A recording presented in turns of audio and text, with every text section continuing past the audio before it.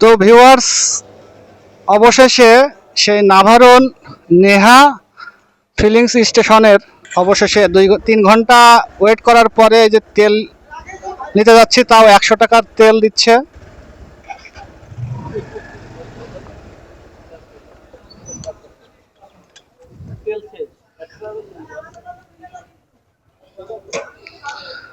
এই যে 100 টাকার তেল পাচ্ছি নেহা ফিলিংস স্টেশনে, নাভারন, যশোর নাভারনের।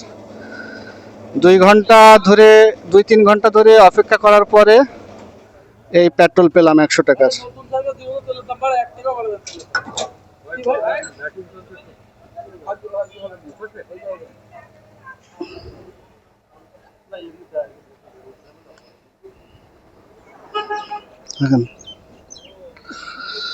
আচ্ছা ভাই, ভালো থাকেন, হ্যাঁ, আল্লাহ হাফেজ।